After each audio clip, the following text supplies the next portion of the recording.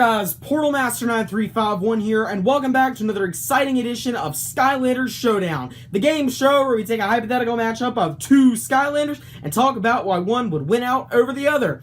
And in today's episode, we have Sprocket versus Jetvac. So, yes, it's been months. It's been since May since I've made one of these, and we're finally going to be finishing Season 3 of Skylanders Showdown. This will be wrapping up on Friday, and yeah, I'll basically be recording my Let's Play during this time period and being on vacation and all kinds of stuff. So I'm going to be in the same yellow shirt and red shorts the entire week, it's going to look like, but they've all been recorded on the same day. But anyways, let's jump right in and talk about Sprocket. So Sprocket, for those of you who may not remember, pretty straightforward. They both have pretty straightforward movesets. So Sprocket, her first ability is she has a wrench and she can hit people with it. She just takes the wrench and she hits people. Pretty straightforward. Her second ability is she can set turrets up that will fire at enemies on their own. And later she can jump into them and make a little tank as she is represented in her Series 2 form right there.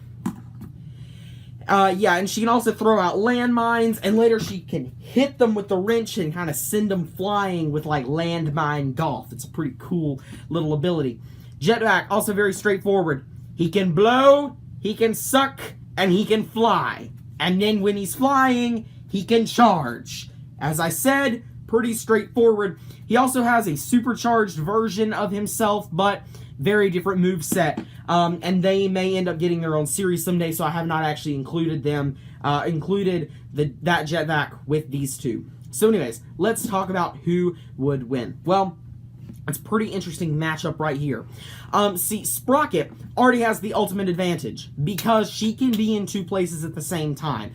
Or three, actually. She can set up a turret here, and then she can move around. I mean, basically, it's going to be nearly impossible for someone to beat Sprocket without taking damage just because of her ability set. She's going to be able to set up these turrets, and no one can get near her without taking some damage. So, really and truly, in a linear sort of battle arena, if the person is chasing after her, all she has to do is turret, turret, turret, turret.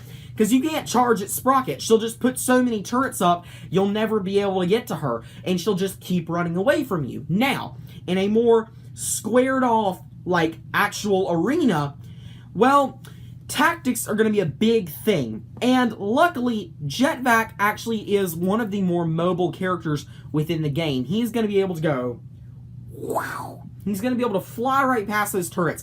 Yes, he's still going to take some damage, but he's going to take considerably less damage because he'll be able to move through those turrets a lot faster than anyone else would. And he's going to be able to make very powerful maneuvers to really corner Sprocket and actually potentially do some damage. However, she can always hop into her tank, but still, then she's going to be moving very slowly and be susceptible to a lot of damage from Jetvac.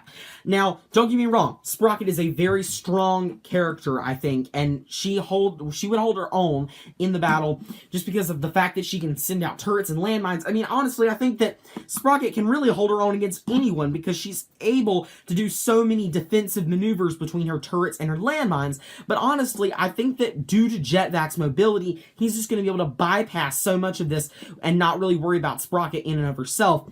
You know, Sprocket, just by herself, not very intimidating. In a tank or with her turrets, very scary. Just by herself, though, Jetvac can take her. And just his sheer mobility can outdo it. Now, Sprocket versus a giant, I think that Sprocket would probably win. But, honestly, I'm going to have to go with Jetvac.